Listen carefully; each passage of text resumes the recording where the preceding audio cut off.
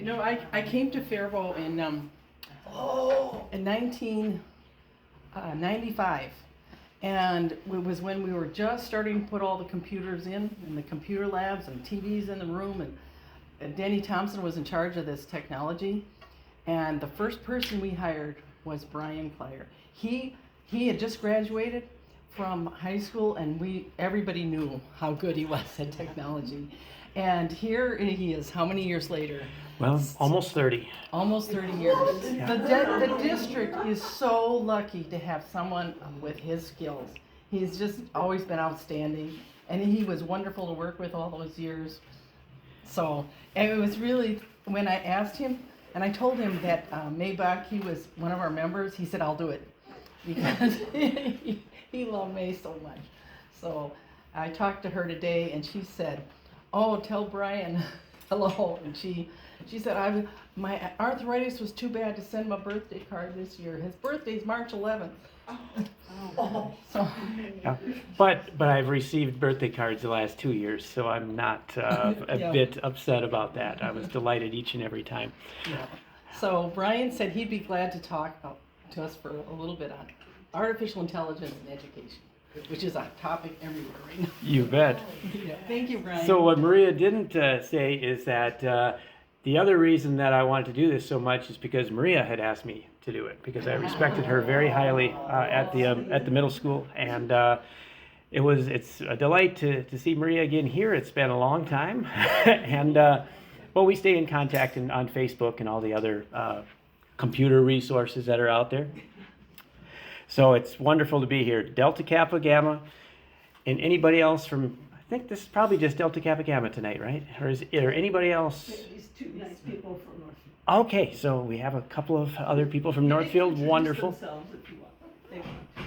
Well, go right ahead if you'd like to. I'm Bruce Moreland, retired professor or instructor, artificial intelligence, one of my fields. I'm excited. Bruce Moreland, I've heard that name before too. I don't know where, but I know I've heard that name before.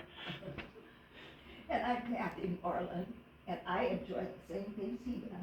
We go together then. Yes, we do. Fantastic.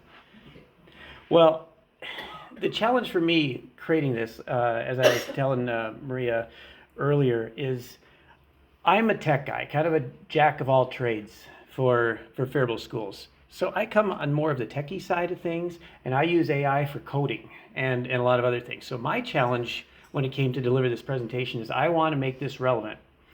And so I talked to teachers. I surveyed teachers, and I wanted to find out exactly what they're using it for at Faribault. I wanted to know what keeps them up at night when it comes to AI, because obviously we've all thought those same things. We know it's probably a good tool, but some of us are just scared to use the tool, and then some of us are just going hog wild and use it every day for everything. So AI is absolutely everywhere. Staff development in the school districts, Faribault is no exception from that. Elon Musk wants to turn X into a launch pad for it. So whatever that means. I guess he's thinking that AI is going to be big too. And of course he's using it for Teslas for the self-driving things with mixed results.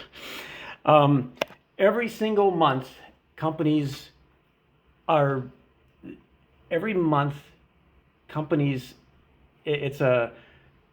development is just exponential. If AI doesn't do something that you want it to do like last month, try it this month and you'll be surprised. When it comes to coding with Google, last month it was completely terrible. I couldn't get any decent output out of it. This month it's writing complete programs for me with very few modifications. Still have to use the old brain a little bit to debug some of that stuff because it doesn't come out right all the time, but then sometimes it surprises you. It's just, wow, that's exactly what I wanted. So I don't want to be an advocate for AI necessarily tonight. I'm not going to push AI, but it's at the same time, it's not going away. There are benefits to using AI in education, and of course there's challenges to using it in education. So my goal tonight is to inform and explore some of these options with you and allow you to draw your own conclusions. thought this would be an interesting question. Who here has used a slide rule during their education at all? Ah. So, did you actually teach using a slide rule, or did you just use a slide rule? Okay, all right. That's kind of what was a prize in junior high. Ah, okay. I have no problem with the slide rule. We made it to the moon using a slide rule. So no problem there.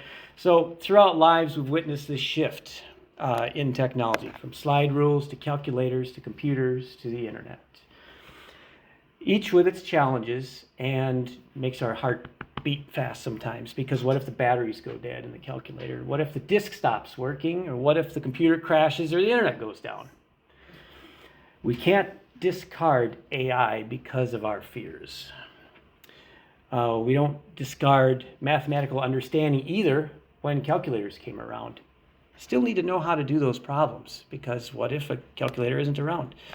But we learn to use all these as tools. The same mindset applies to AI, but we have to be discerning about its use. So that's me in 1981 at the age of 3. Here I'm standing in front of a Commodore PET 2001 series with a Model 33 teletype next to it. And this is similar to the kind of computer that you'd find at Lincoln School in Faribault. When I was in first, second grade, we had Commodore PETs. They didn't have the really small keyboard or the built-in cassette tape drive like that one does, but they had a cassette tape drive on the side and they had a bigger keyboard, so it was a little bit easier to use. And it had a green screen instead of a white screen. So, I've been doing this stuff for a long time. Thanks to my dad, primarily.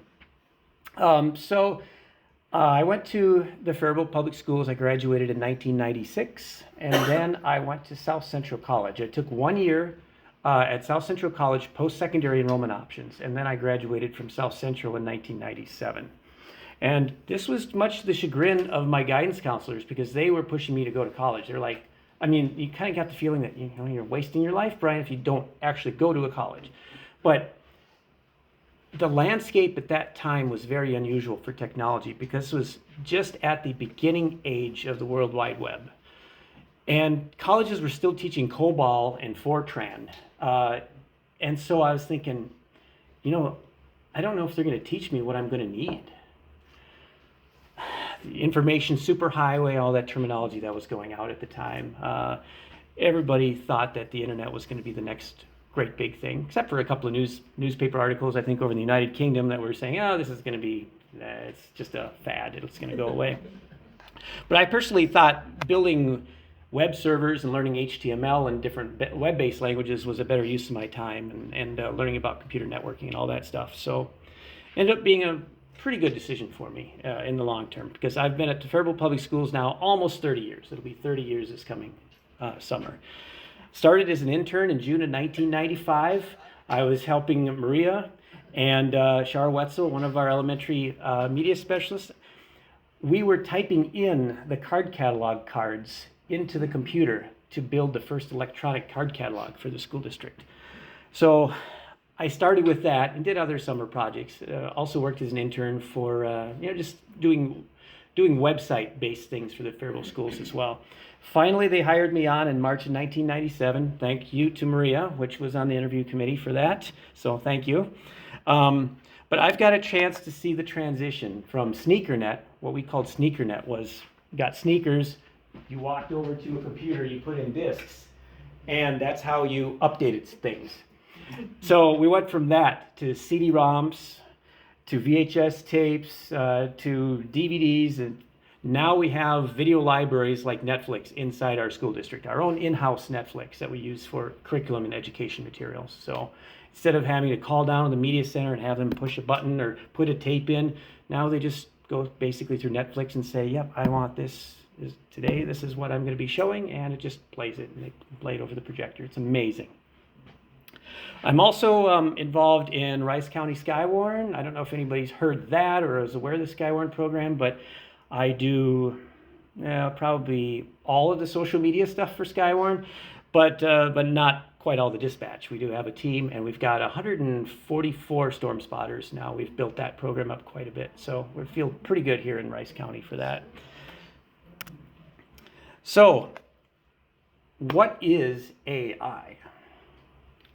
All it is sophisticated pattern recognition. Because we teach these computers by feeding them massive amounts of data. A lot of this data is on the internet already. And it learns to identify patterns and make predictions or generate new content based on those patterns. It's basically all it is. So that's generative AI, and that's what I'm going to be focusing on today. AI that can create something new, like code, images, lessons, essays, and so forth. So it's not just about analyzing data, it's actually about producing output or new things. There's also general AI, which is like HAL 9000, and we're not there yet. AI can't outthink humans. It's not going to take over the human race or anything like that, at least not yet. So most of you are aware of the two big Gen AI systems that are out there right now. There's OpenAI has ChatGPT, and then Google has Gemini. Those are the two biggies.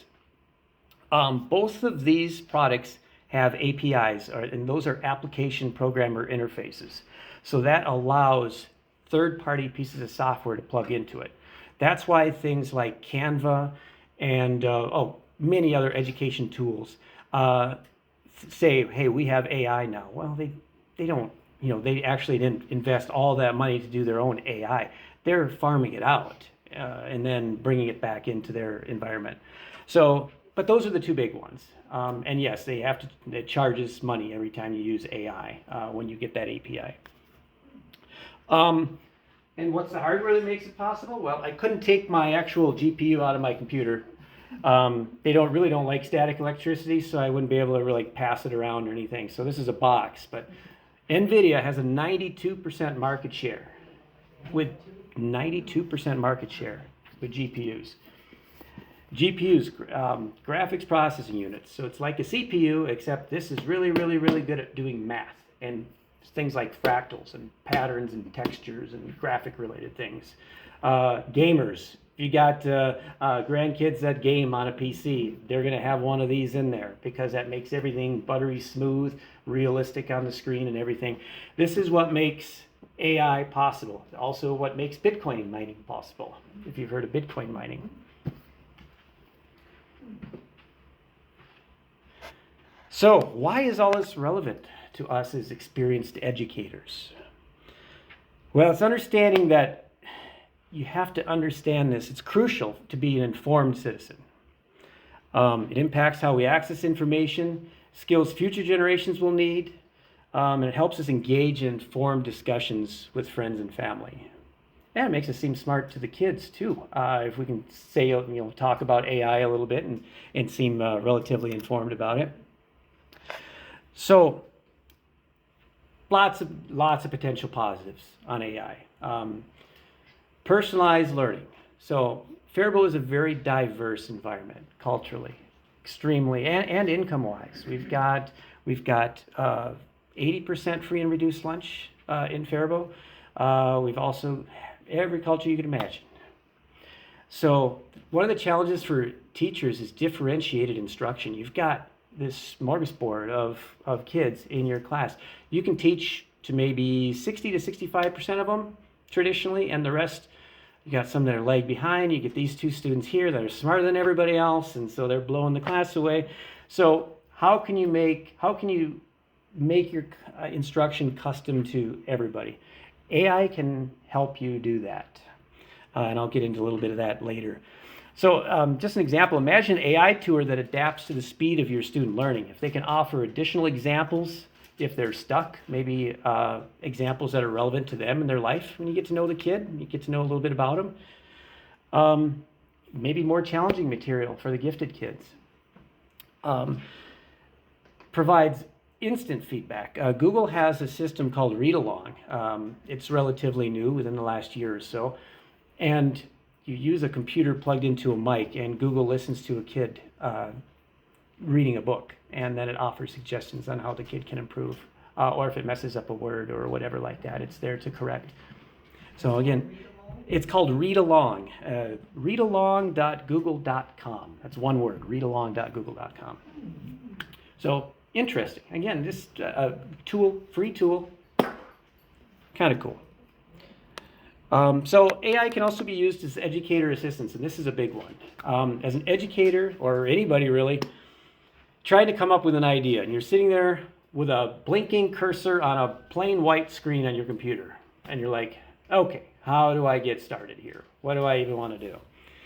So AI can inspire this brainstorming with lesson ideas. It can help you draft routine emails to coworkers and parents.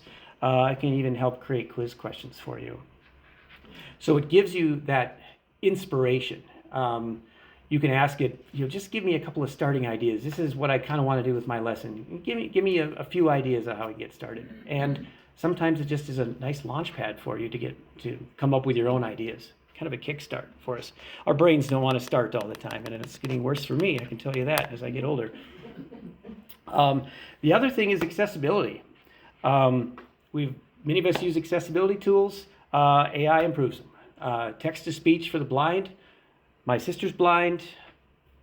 It's the text-to-speech you get out of AI is almost indiscernible from a real person, complete with the breaths in between. You'll get if something appears to be funny, it might do a little chuckle. I mean, it blows you away. Students with reading disabilities, speech to text for those that have struggle with writing, it can help with that. Translations. Traditional translations have always translated a word or a phrase and has tried to come up with the best way to translate that into another language. So with AI, it can think a little bit deeper. It can try to figure out what, the context of what you're saying or you want it to translate, and then it can come up with a better translation for you. So that's another good tool. And I'll come up with a sample a little bit later here on the text-to-speech offered by Google, because obviously the teachers I surveyed aren't available to come here tonight, so I made AI representations of these teachers for you to listen to. And finally, engagement, with a caveat. It can ignite student creativity in the same way. It can start stories. It can debate topics, basic visual outlines of projects. But the key is with guidance. With guidance. It's a starting point. It can never be the final product. Okay, so here's the reality check. It's not a magic wand. AI is not a magic wand. Before any staff or student uses it, they have to know about the pitfalls and the concerns about using it. The first one, hallucinations. How many have used AI and have had it hallucinate on them before? Okay. Do you have a story to share? Any recollection or? I have a simple one. Okay. I'm a medical researcher, so I know what medical abstracts look like. And I asked AI, ChatGPT in particular, to write an abstract for me on a medical statement that I knew was false. And Chat knew that it was false too. So I did it again, but with a slightly older piece of information, and it was quite happy to write me an out-of-date abstract with 4 references, all in beautiful abstract form. None of the references were real. Yeah. None of them. I couldn't even find the authors, the proposed, the people that were supposed to have written these papers, they weren't even out in the research literature. So, and I did that 3 times just to, have that reputation. Perfect segue, because I have in my notes, AI can generate information that sounds perfectly plausible, but is completely false or nonsensical. Just like that. So you have to run the content through a common sense taste test.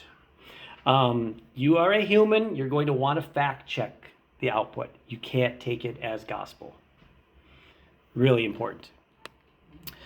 For critical thinking, calculator effect. All right, so there's a real risk that if you rely too heavily on this AI stuff, you're going to forget how to do it for real. If you use a calculator too much, you're going to forget how to do the arithmetic by hand, right? So that is a certain consideration with using AI. We want it to support thinking. We don't want it to replace thinking. Another one is bias and equity. AI models learn from data that they're trained on. data that humans create. Humans are biased beings. If the data reflects things like racial, gender, cultural, or even geographical biases, AI can learn and amplify these biases in its output, which is a major concern. So the other thing is, why are these tools offered for free to us? They cost these companies millions, tens of millions of dollars to produce. So why are they giving it to us for free? Last month, OpenAI, the company that makes ChatGPT, said that their users are saying please and thank you to these models, like humans would do, to be polite. Please, can you get it? And thank you. That's very good. That costs them tens of millions of dollars a year in extra processing power. So if just being polite costs these companies tens of millions of dollars, how much do you think it costs them to do the actual calculations of what we're asking for? And that's not to mention the electricity that it costs to run all these GPUs. And I mean, these companies will charge money for their professional versions that allow you to, talk to it more often, but still, are these companies running this stuff at a profit, or are they running it in the hole yet? Real consideration, because I don't have the answer to that question. Why is it? Why is all this stuff free? How are they going to monetize this, I guess, is my thought. So the other ethical dilemma is, when does AI cross the line from assistance to cheating for students? Where is that line? How do we ensure academic integrity or data privacy? I mean, when you type a prompt in AI, where does that information go and how is it used? Is it just private between you and I, or are they going to go and can somebody else ask what you asked it and get another, or get some of your information? They do pretty good at trying to separate that, but we just don't know. These are complex questions that schools are grappling with right now, and society for that matter. The other thing I noticed is that sometimes staff send out emails that seem rather unorthodox, maybe not in their style. So I have this thing with one of my coworkers I've worked with for a long time, and we say, oh, that email, I'm going to run it through my washing machine. So I go to a couple sites. One of them is zerogpt.com. The other is gpt0.com. And these try to detect if people are using AI to write something. And we have administrators of every level and teachers that they send out an email and it's nearly 100% AI generated. Is that ethical? Is it ethical for them to do that? Or if we put it in a frame where, well, that enables them to spend more time with students and the real problems that we have here instead of sending out emails, now is it ethical? I don't know. So people know that people do this, but really don't want to talk about it either. They just kind of let it go. But you see more and more of the content in the schools that, boy, that doesn't sound right. There's no spelling mistake. Some people, are formed their paragraphs in a certain way, and all of a sudden, oh, it's a perfectly formed paragraph. Or a section of it's a slightly different font. Oh, that's strange. Stuff like that. And the other thing is, if you ask AI a very leading or poorly phrased question, or ask it an opinion on an ethical issue of some sort, its response can be completely oversimplified, biased, or even completely unhelpful. So, anyways, you have to carefully prompt it, and you have to use critical review when you use this tool. And probably, out of all those things, the most important part for us as educators is that, and I'm going to try to read this verbatim because I think it's important, AI cannot replicate the empathy or the mentorship or the nuanced understanding of individual student needs or the inspirational spark that a dedicated human teacher can provide. I think that's the important takeaway here, is that we can't let it become teachers.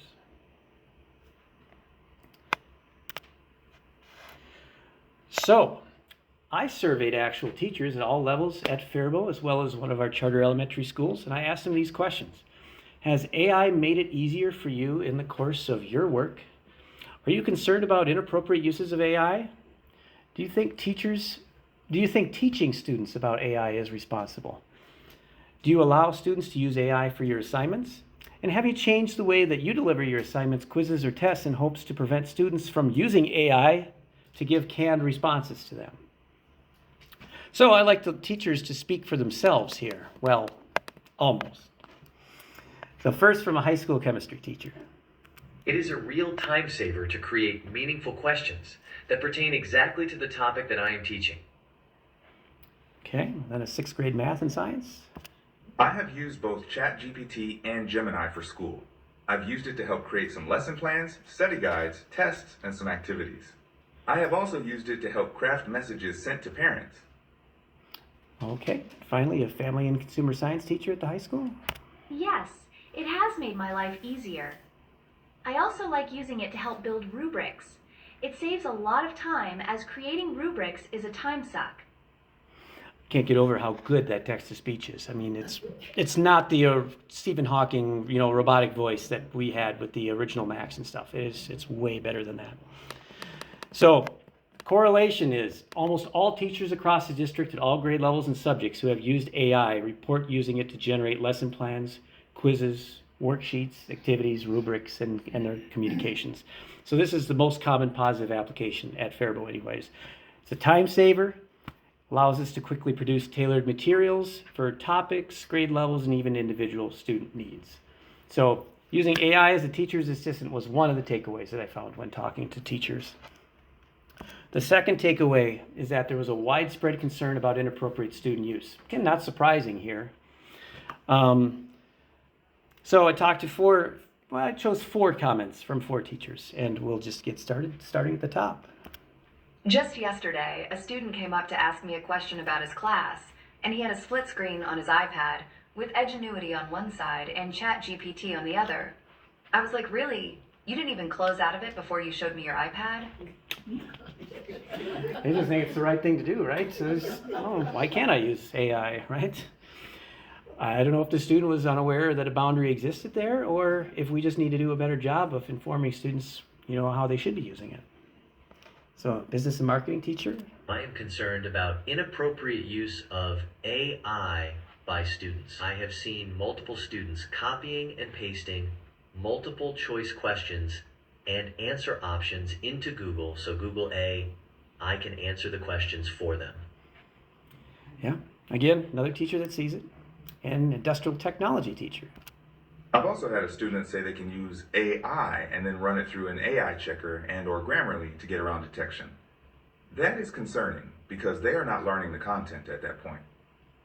Yeah, sure. So students are always going to do what the students are going to do, and they're going to be smarter than us. I was that one kid once. Not anymore. Now I'm playing catch up. And then a 7th grade American Studies student. It's a teacher, I mean. Students using AI is something that I am definitely concerned about and have not really figured out the best way to navigate it yet. So nearly every teacher surveyed worries about students using AI to complete assignments without learning, they're plagiarizing the content, or having them find ways to bypass the AI detection. So, the necessity of teaching responsible AI use. So teachers know that we need to teach it responsibly, but is it really taking place? Here we hear from a 6th grade math and science teacher. I think teaching students about AI is responsible and very necessary.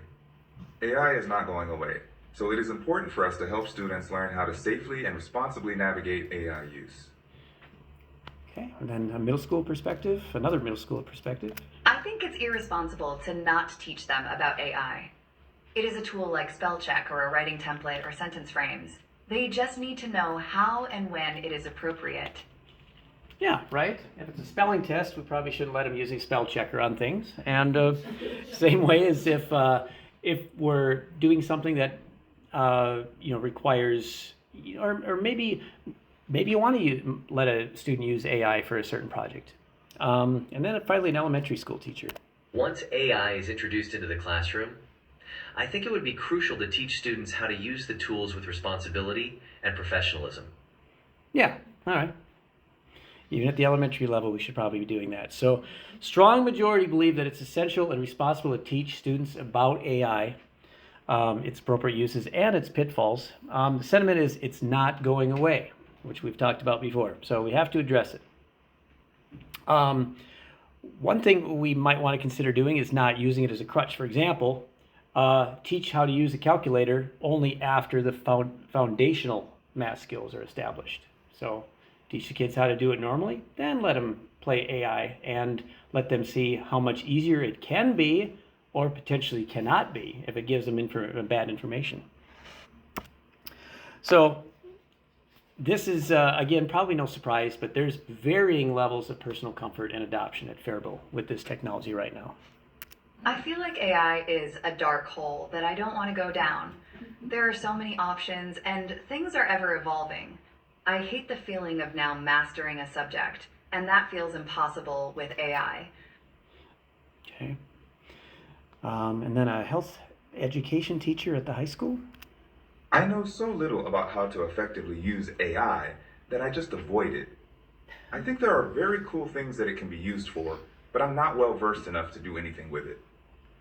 So it's that staff development piece too. And staff development and work days, and they get so long and everything. So what's the most important? There's so many important things, but perhaps we should move AI up on that list a little bit.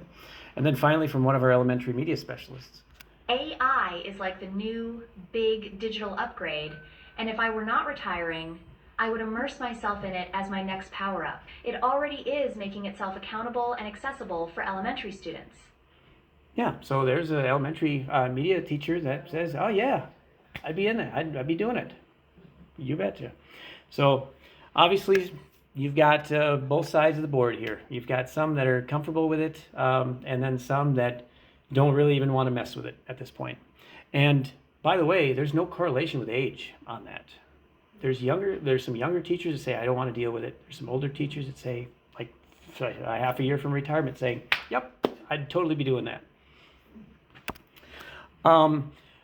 Teachers use AI to adapt their teaching and assessment methods already.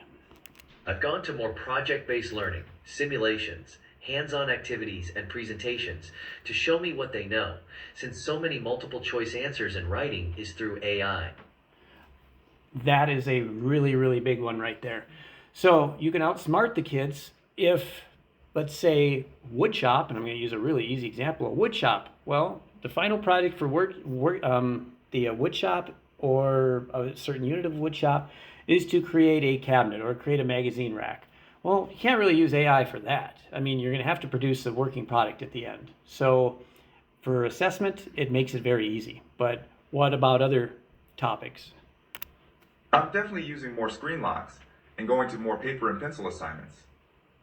So there's somebody that's just reverting to paper and pencil.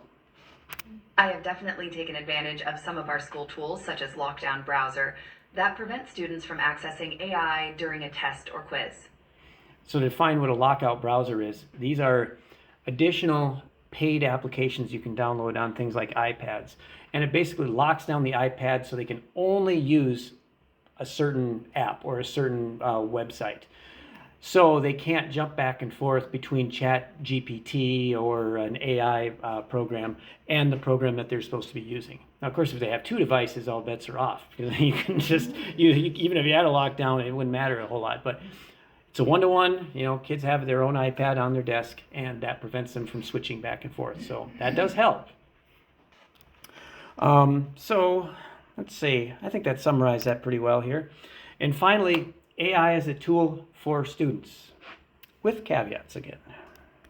Yes, it is great for helping students get sentence starters and to help them generate ideas for projects.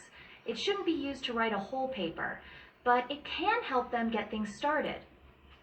So the teacher was asked, do you allow students to use AI in your class? So that was the response to that. And now the industrial technology teacher at the high school. I tell them as a tool, yes. If you're using it to get out of work or just copying, no.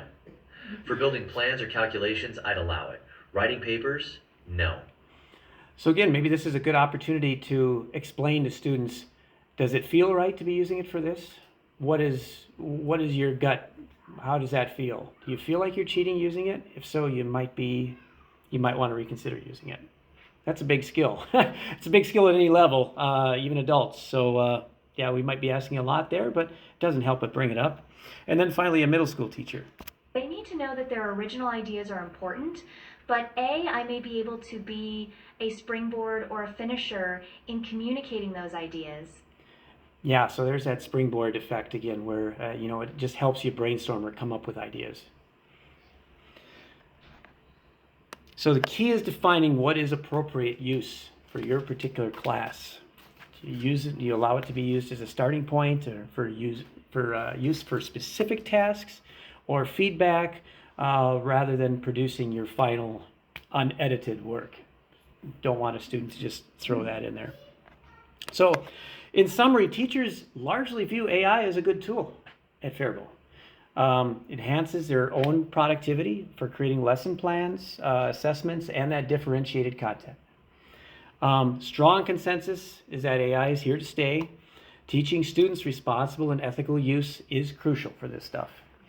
And also, that big concern still exists on student misuse, them cheating, plagiarizing, circumventing detection methods, and all that.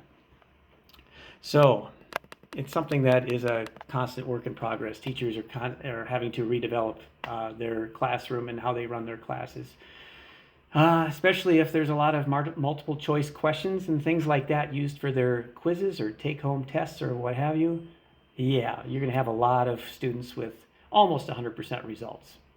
Remember that exaggeration, so you might not get 100% results. You might get a really wrong answer in there. So clear call here for more professional development. So, thing is, and this comes from my own experience, teachers will always find a way to get around that initial trepidation with technology to come up with brilliant and innovative ideas. That's been consistent the last 30 years I've worked at the school district.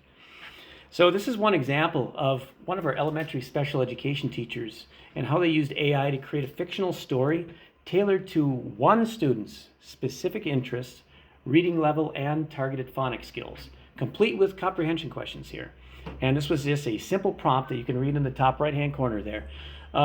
Great example leveraging AI for that individualized differentiation. Usually extremely time-consuming, now made really easy. The prompt and the output, very simple.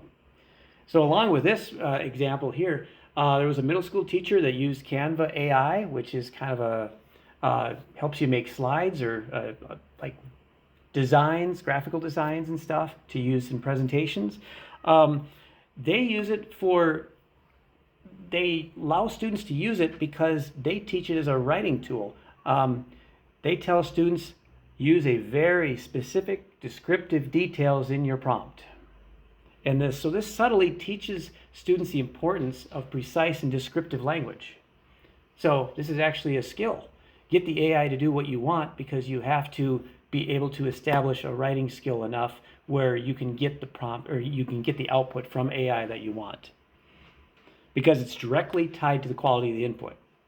So if you just ask for, give me a red circle somewhere, who knows what you're going to get for a red circle? It could be bad background or whatever. So you have to be very, very specific. So it's a good way to do those writing skills by using another tech tool. There's a language arts teacher at the middle school that uses AI to create photos in their class. Because you have a couple of different options. Classes that use PowerPoint or have students do a presentation like this up in front of everybody, they use kind of what I've used throughout the presentation here, canned photos. They just do a search on PowerPoint and they bring up a photo and they stuff it in there. Not very creative. So what if they can use AI to generate a graphic of their own? Even though they're not doing the design work themselves, they're still doing something that's more specialized for their presentation, and then they're putting it in there. So what's better, having a canned photo or using something AI that they prompted? One teacher said, as it relates to that, and I quote, "It absolutely elevated their presentation and gave each student's work a personal touch." So an elementary media specialist, Maria I'm sure can guess which one, uses Claude to generate scripts for puppet shows and tailored to specific grade levels and standards.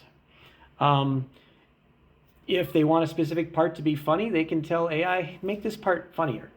And it'll happily do it. I mean, obviously you want to double check to make sure the humor is appropriate. But it's a great starting point. Generates ideas, and then that helps to trigger your own brain cells up here to create and modify and develop the script how you want it. But it gives you that initial idea. Can't imagine after that many years of doing puppet shows that you still have ideas left. So AI is probably a good thing. And then a second grade teacher uses ChatGPT to create new assessments because the curriculum assessments are junk. How many of you have run into that, where these assessment questions just don't seem to be a good fit, maybe for my group, or again, maybe I'm just too diverse, I just can't use the same questions or whatever. So I can use AI to generate new assessment questions. Helps to address curriculum gaps, gives power back to the teachers.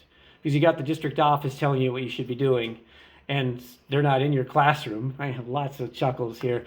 So sometimes the district office just doesn't have any idea what they're doing. so you're on your own at the buildings. So save yourself some time and make it more worthwhile for your students. So our teachers, there's a mix of excitement for the potential of this, but there's a need for a commitment to doing what's best for the student, for their individualized learning. That needs to be on the forefront. Just do what's best for students while you're going through all this stuff. So back to slide rules here for a second. So we've done our adapting. We went from our slide rules to calculators, to computers, and then to internet, and now AI is here. Can't just ban it. Can't blindly allow it either. So you've got to find the appropriate place for it.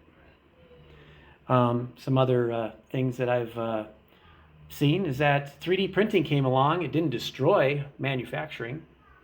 Blockchain didn't ruin finance for any of us.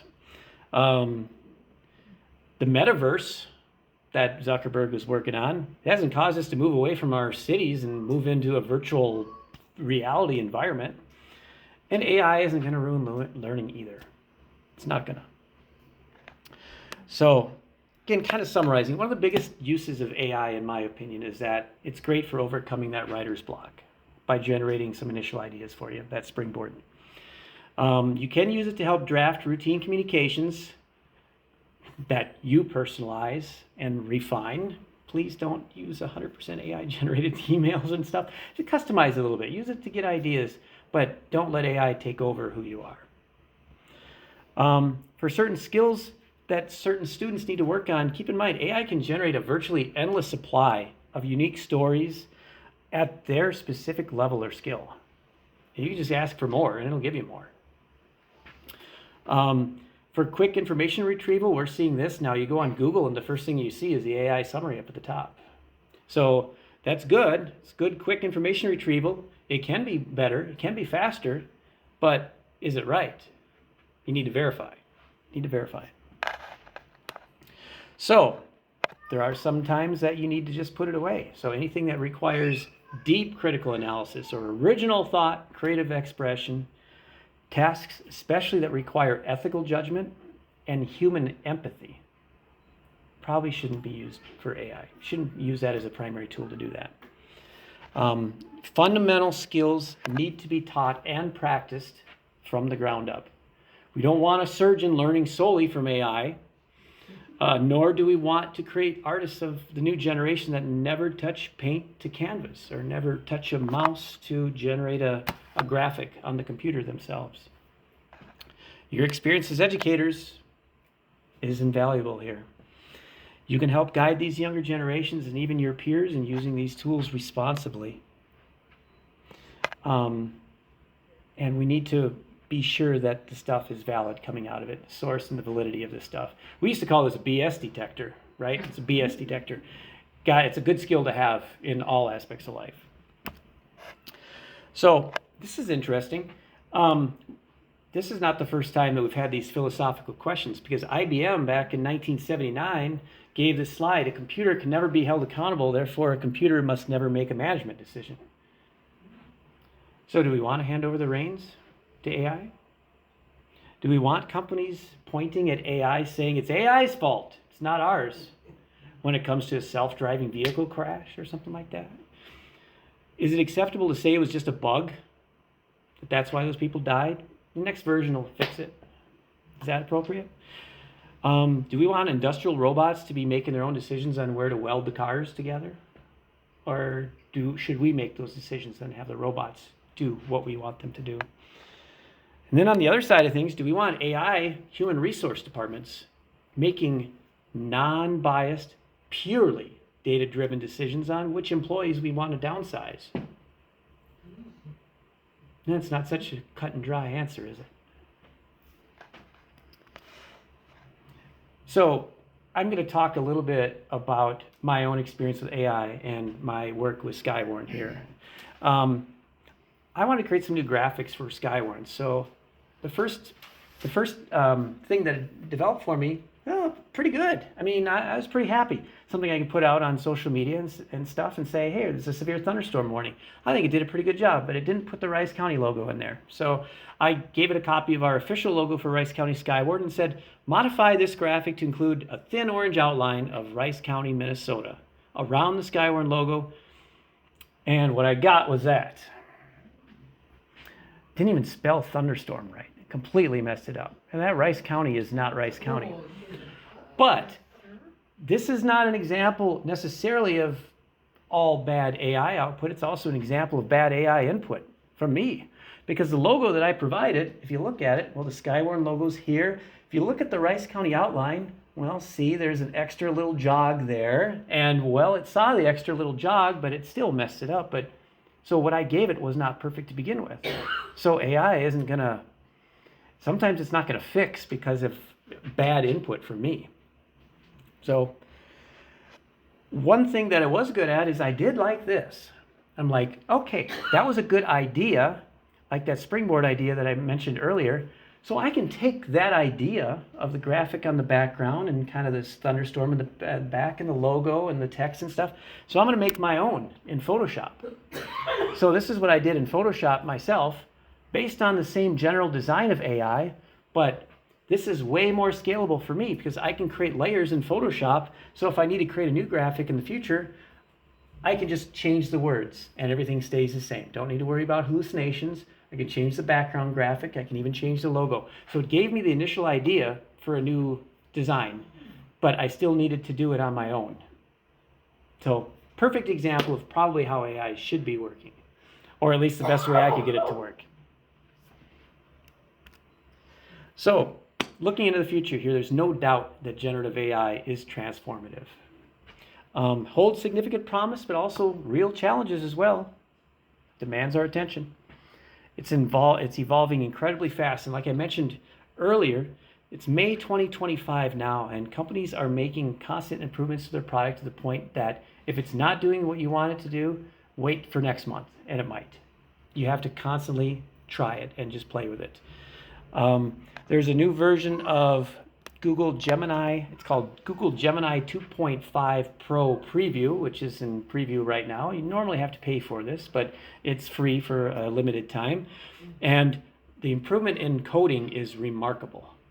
Again, last month, I wasn't able to produce workable output. It constantly gave me grief. I went over to ChatGPT. That did quite a bit better. Now, Google Gemini is better than ChatGPT at doing coding. And that was just over 4 weeks. Night and day difference. For those entry-level programmers and stuff, boy, I don't know, because yes, I did coding, I did some programming and stuff. I know BASIC, I know Perl, I know some C, some Java, unfortunately. So I know I've got some experience doing this stuff, but things like PowerShell and these new languages that this thing is able to create PowerShell scripts for me that work. And if it doesn't work, I can go and modify a few things and it'll work. You know, just using my own brain and my own logic. So it's incredible. Always remain curious, engage critically with these technologies, and continue lifelong learning. That's what we teach here as teachers. We need to do it ourselves as well. Each of your individual wisdom and perspective are more important than ever. That is all I have. A big thank you to Maria for inviting me over. What is Faribault to staff development? How do they expose the Faribault teachers to using AI? I don't know if we're doing a really good job of it yet. I don't know if there's any district-led. A lot of our professional development is peer-based professional development. So you've got teachers that are interested in it, and then they'll go and teach other teachers in little, small settings, similar to this. And they'll teach about AI. But there hasn't been any from the top down, with the exception of an AI policy. The Faribault School Board did approve an AI policy that says we do allow it. We're not going to ban it or block it outright. But that's about as far as we've gone. There's been really no other guidance at the district level as far as I'm aware. So teachers are kind of at that point, where they've been many times, well, we just have to do it, we'll do it live, like Bill O'Reilly said. We'll do it live and we'll just make the best of it. We'll learn about this technology ourselves. Any other questions? I gotta share a story. Yes, please. This is the problem you're gonna have. My granddaughter was having trouble in her stats class. I happen to be a statistician. And she was working in R, which is a programming language I knew. And I used it exactly like you were talking about. I showed her how to open a chat GPT, have it write a little computer code for it and copy it over, and it ran first time. I said, as long as you understand what you're trying to do, it can be a useful tool. But then I asked my grandson, who is younger than she is by a couple of years, shouldn't be doing this stuff yet. He said, don't tell mom, but I've already used it to write an essay, chat GPT. So on the one hand, you got parents like me that are leading them down Primrose path, hoping that they're going to be ethical.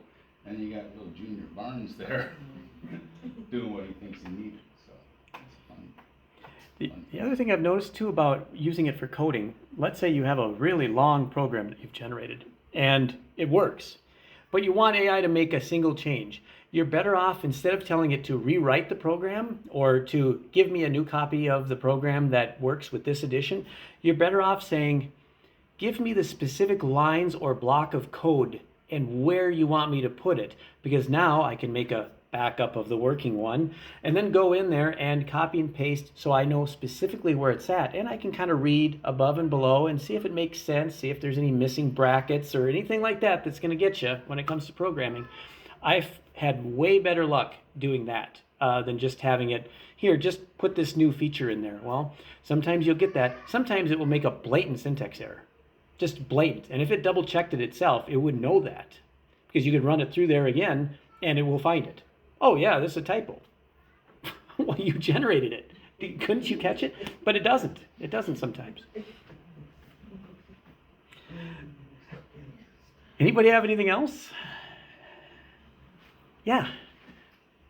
Sorry that I was a little late, but I have sort of two questions. One is future of AI in education, and that is the recent executive order that was issued about AI in K through 12.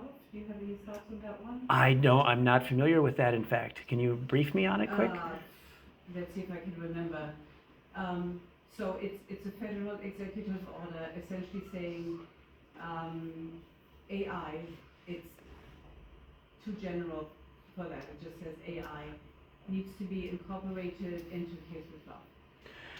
In 90 days, we need to have a plan. So it's just let's push it because reason ungiven, just we need to do it. Well, I think any of us who pay attention to politics can get surmise, yeah. Yeah. And then the other question is, so earlier you talked about image generation and how interesting that is. But one of the things that I wonder about then is copyright, because of the material, the kind of material that the functionality of image generation is trained on. That is another ethical consideration.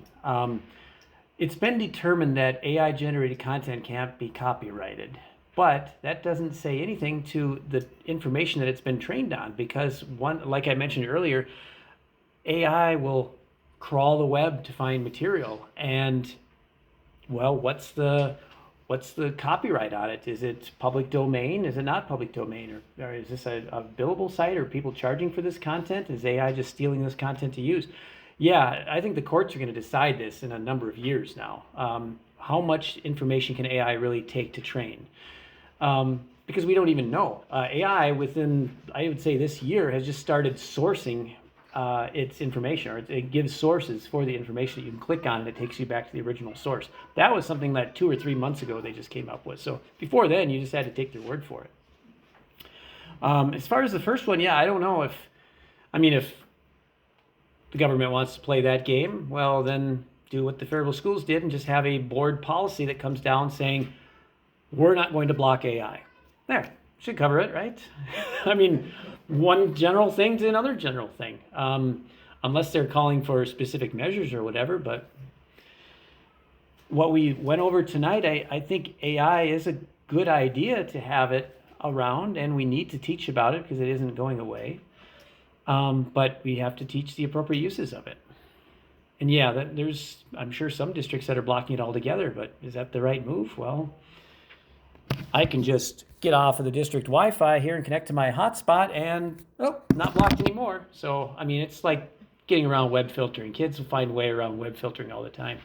We have a policy at our high school that kids cannot have their cell phones on them during the day, or they cannot be using their cell phones during the day. But they can have them in their pockets. They can have their mobile hotspot turned on. They can connect their iPad up to their mobile hotspot, and they can be playing all the games that they want because they're not on our network. And we can't stop it because it is illegal to jam that communications. FCC would come down pretty hard on us if we did that. And unless we want to create a huge Faraday cage around the building, which also isn't practical, I don't see how we can prevent it.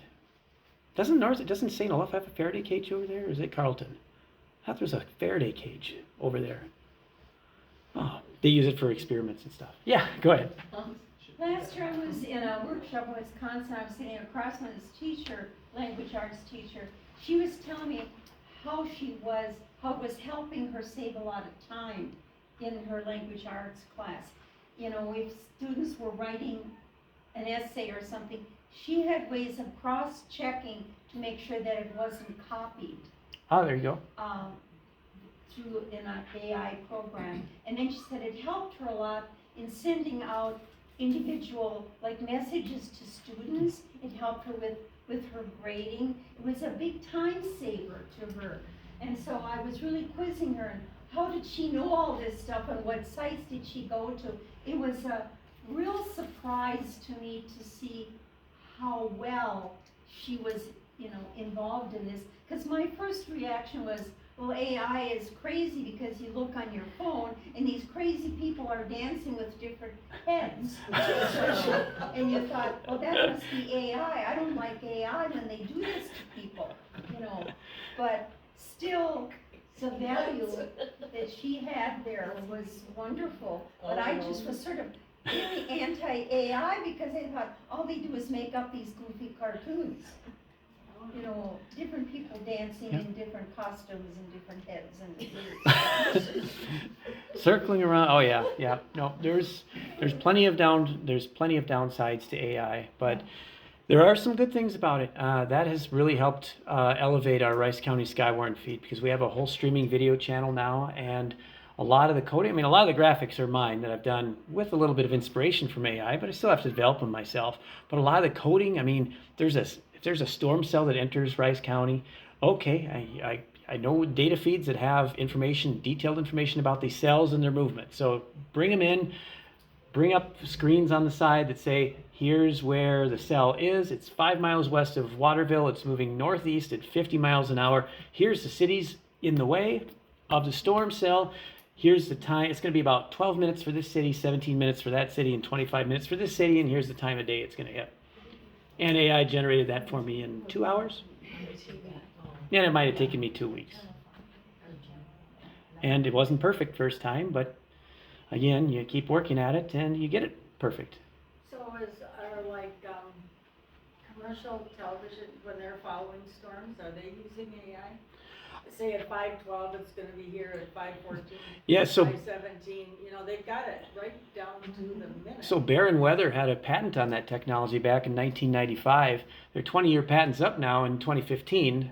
made sure to research this a little bit before I went on my own to put that out there on YouTube. But yeah, they used Barron for years and years to do that the cone thing. So they push, they click on the cell, brings up that cone, and it says, here's your time. Yep, that was a technology created and patented by Barron. And yeah, I think at least your Minneapolis and your larger areas had that technology, but it cost a pretty penny. And AI did that for me in 2 hours, and it probably took that company, it probably took them years of development and lots of people to do it, and millions. And here I'm just a bum that did it in 2 hours at home. And Brian, your Skywarn is on YouTube, is that right? So we have a presence on Facebook. Was kind of our starting presence. You can type in Rice County Skywarn. We've got 15,500 followers right now. Wow. We have an Instagram feed. Same way, you could just type in Rice County Skywarn and you'll find it. YouTube was kind of a new thing in the last couple of months here, but it's developed, or it's made so you can kind of keep it on your TV. A lot of people just mute it because I've got, remember the old Weather Channel where you had kind of your cheesy elevator music in the background? So we kind of replicated that, but we've got a forecast that comes up every 15 minutes using that text-to-speech from AI that I demonstrated earlier. So it's really, really easy. It'll tell, every 15 minutes, it'll tell you what the current temperature is outside, if it's raining or not. It'll bring up the weather, the severe weather outlook and stuff. So you can do a search for Rice County Skywarn on YouTube, and you can pull that up. Also trying to get into TikTok, and I don't understand it yet. I don't know if it's the proper place for it because its algorithms seem to just throw you... It's not time-sensitive stuff, so you might get information about a tornado warning the next day. Well, that isn't going to do any good. So I don't know if TikTok is the right school. But we're trying these technologies because we're finding that demographic-wise, we're trending 35 plus, more appropriately 45 plus for Skywarn. And we're just finding the kids really aren't interested in knowing about severe weather or knowing when it's time to take shelter or anything like that. There's just no interest. Well, these people are going to be having kids and they're going to have families, so, we have to do something. So that's one of the things that we're trying. And I don't know, maybe some engagement at the school. We used to do some engagement at the schools too. Sandy Kane at Lincoln always invited me in every year to do a little blurb for her elementary school class. So that's one of my passions, is the Skywarn program, and I use AI quite a bit for that streaming channel in particular. When did teachers first start using AI? You've known about it for maybe 2 years. Oh yeah, that's tough to say. Because ChatGPT was really that first one that came out. I would say our board policy was probably fall of this year. I would say 2 years probably. 2 years. I would argue that when you do these workshops, that it is not just a lecture, but that everybody has their devices in front of them. Because what I've learned from working with faculty on getting them introduced to this, it's everybody has opinions because they read something somewhere or somebody told them a story, and then you start digging into it, and the reality is that only a third of them have actually tried it. So interesting observation. Definitely need time during that workshop to just play with it. Yep. Just play with it and and again, it's using that AI prompt for the first time. You're thinking, well, what do I ask AI? It's such a silly question, but what do I ask? What do I want to know? Do I want to type in something in hopes that it will screw it up, or do I type in something in hopes that it will get it right? Or will I even know until I work on it? I've gotten it for recipes. I've typed, search like rhubarb crisp or something like that, and all of a sudden it's starting to type on my phone like, okay, here it is. So sometimes you get it when you don't even know you've gotten it. Yeah.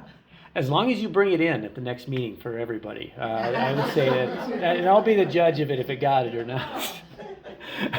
One of my favorite things, rhubarb crisp this time of year, rhubarb cake, all that stuff. The season isn't long enough. Right? No, it is not. No, it is not. Oh, and there's a great ice cream too, rhubarb crumble, and it's Did anybody go to University of Wisconsin-Madison? Anybody go to school there? Okay, so there's Chocolate Shop Ice Cream. It's out of Madison, Wisconsin. There's a lot of local places that sell ice cream. There's a Mom and Pops in Mankato sells it. There's a Chill Ice Cream Studio in Farmington. Not that I'm an ice cream connoisseur or anything like that. But they have a rhubarb crumble ice cream, and it is just the best thing. It's vanilla ice cream with rhubarb in there. And oh, it's so good. So good. Earlier in your presentation, you talked about 2 AI things. I only got the second one, which is Gemini. What was the first one that you talked about? So the first one was ChatGPT, and that's by a company called OpenAI. It's kind of been a little bit in conflict because it started as a open source, public domain sort of company, trying to do it for the greater good. And then the new board kind of wanted to monetize that and make it closed and wanted to make money off of it. And the latest I've heard is that it's back to being open source and stuff. And apparently Elon Musk was on the initial board, I think, on that. And he's adamant that it stay open source. So I don't know if he wants to just temporarily until he can monetize it. I don't know. That who knows. But so who is Meta by then? So Meta is Mark Zuckerberg's company that creates Facebook. That's the Facebook. Yep. So that's Facebook's thing. So everybody's got their own little, and I think they're still working on it. Apple is still working on theirs. Apple is way behind the 8 ball on AI, very behind the 8 ball. They made an announcement last year that said that they are going to make AI a part of Siri. And when Apple announces such things, at least when Steve Jobs announced such things, it always happened on time. And here it's a full year, and we're back to that same keynote again from Apple, and they are no closer to having that out. So they are very behind on that. Maybe they're trying to perfect it. Maybe they'll surprise us all when it comes out, and they'll blow us all away. Who knows? But then again, it could be like Apple Maps too, and be pale in comparison to Google Maps. It's hard to keep up with all of it. Yeah, well, it's every month now. It's different with AI. Yeah, I remember teachers saying, you can put that computer in my room, but I'll never use it. or I'm retiring, so I don't have Oh to yeah. to do Oh this. yes. Yeah. I was personally responsible, I feel, for having one poor secretary retire. This was back at the early part of my career, and we were moving to Sassy. You probably remember that, Maria. So Sassy we were moving to. The system we were using before was only used by the secretaries in the building, and it was all text-based. It was DOS, basically. So you had a blue background with yellow and white text, and that's what you used. And you didn't even need a mouse. And this system was Windows-based. You had to use a mouse. It had good things. Student pictures were on there, but a completely new system. And there was a poor secretary at Jefferson that they asked me, are we really getting that new system? I said, yeah, it's going to be all graphical, and you have to use a mouse and point to what you want. Well, that settles it. I think I'm going to retire. She did. She did. Pushed her right out. And then the iPad initiative pushed a lot of teachers out too. The one-to-one iPad initiative. Yep. If you were around, right around retirement age, that might have pushed you over the edge. Yeah.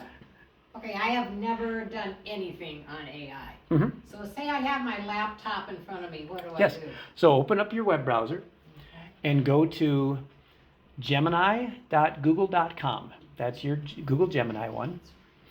And the second one is chat.openai.com. And that's your ChatGPT. So those 2 sites. And you just hit enter. Taking those notes? We're taking notes. Well, I have been recording my presentation, so I wanted to make kind of a podcast out of this or something that we could go back through. So I'm actually recording my presentation, so I can make that available too, if you'd like. Go through those sites again. So the first one is Google Gemini, and that's gemini.google.com. So open up your Google Chrome or your Microsoft Edge or your Safari or whatever you're comfortable using, and go to gemini.google.com. And in the top left-hand corner, you can actually choose your language model. It'll default to the free one that costs them the least amount of money. You can pull that down and choose that new advanced or the pro one that's in preview right now. And that's the one I've been using for my coding, and that's the one I recommend using. It's really quite fascinating because when you type something in, it says show thinking. and it'll just sit there. And if you click that show thinking, it runs you through the process that AI uses to think about what it's going to produce as output to you before it produces the output to you. So you can tell what it's thinking of, and you can tell, well, but wait a second, we have to consider this. You can actually see it reasoning. Kind of fascinating for me to see the ins and outs of how this works. So the second one is ChatGPT, and that's available at chat.openai.com. And so then when it comes up, you type in, say, okay, I want to write a round robin letter to my family. Exactly. Blah, blah, blah. Exactly. Okay. That's exactly what you do. Yep. And you can keep, in that same session, you can keep conferring with it, and it will remember what you have previously asked it. Unless you don't want it to. You can, usually it's on the left sidebar, you can hit new chat, and bloop, it forgets everything it just knew. So you can ask it the same question again, and you get a completely different response. Or maybe you want it to forget something. Maybe it's going down this hallucinating thing. I've had it where I've asked it, this was last month for Google, I've had it try to generate code for me. I've asked it to generate code for me, and it came back with a weather forecast for Faribault. So it can be completely out to lunch. Okay, new chat, ask it the same thing again, same result, out to lunch. Change a couple words, well, kind of, yeah, I guess, it's better than it was. At least it didn't give me a weather forecast, it gave me actual code. But now this month, it's like having a, right-hand man there with you. I'm going to comment on that. I taught graduate students, and the first time I got to play with ChatGPT, I treated it like a new graduate student. And I asked it questions, and it would go bring me answers, and I would engage in a dialogue with it. And I warned my compatriots that this is back in Google day, I said, you can teach your students Google, but they have to understand that they are responsible for finding the right answer. I can use Google easier than they can because I know what I'm looking for. I'll know if it goes hallucinating on me. My example was I would ask it what the code is for a particular test, like a student T or something like that. And it would give me the code, and I would know whether it was right or not. So it was me not remembering where to put the commas and the parentheses more than anything else. So if you can figure out a way to teach your students that, I think you'd be way ahead of the game. If you could get them to force the chat to make a big mistake, one that they would know was a mistake, then you might be able to drive home that if you want to do this for a living, or if it's going to be part of what makes you happy, you better be sure you know what you're doing, independent of what the chat tells you. Now, that's today. 6 months ago, it would have been very true to say that, but now it sounds like it's getting pretty good at programming. It's getting pretty good at programming now. But yet, one of the key things that I was working on coding with Gemini was trying to mathematically determine. Okay, so the National Weather Service draws polygons out of around certain areas to say that here's a severe risk of some sort, or a 15% chance of tornadoes, or whatever it happens to be. Draws a polygon around a geographical area on a map. So how do I mathematically determine if my location or this county is in that polygon, and to do all the math? It was very good at that. It was extremely good at that. Gave the formulas and everything were right first time. I asked it, can you give me what the center point is of this polygon? It sat and worked on that thing, I bet, for 4 minutes. It literally was trying every formula, and it was like going in with sidebars. It was changing font. It was actually throwing the equations on there with the lines, and it was trying to calculate this. Well, meanwhile, I just went over to the map and okay, well, that's close enough. I don't need it exact. I just kind of want the center point of the polygon, and I was able to come up with an answer way faster than it did, and it was using the wrong formulas until it finally said, well, that's not right, because that center point now that I said, well, it's out of the polygon altogether, so let's use this one. It had a hard time with it. So, interesting. Yeah, I don't know, mathematic-wise, I don't know if it's, exact. You would think computers would be really good at math, because calculators are usually 100% correct, if you punch it in. But with AI, you may not get the right result. Double check your answers for sure.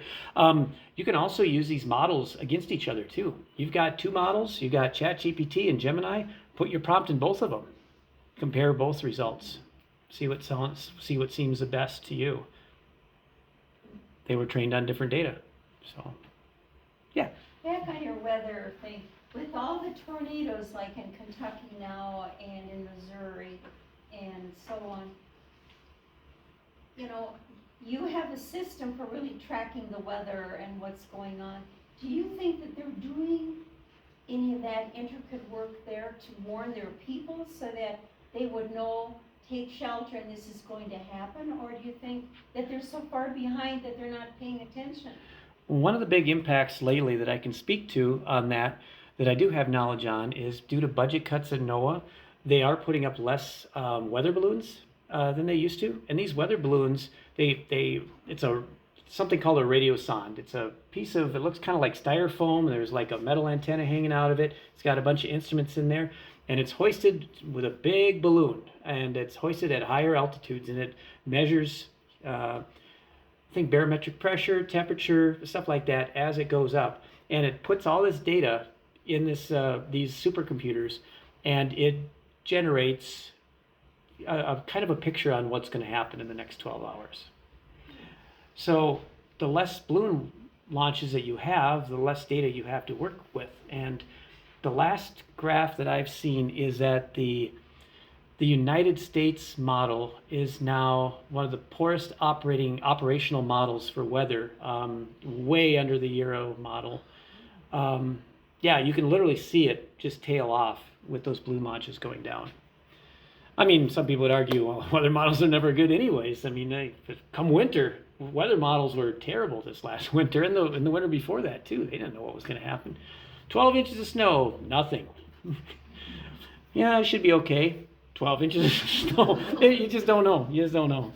Yeah. So why did they cut that department? I mean, why did they cut the weather?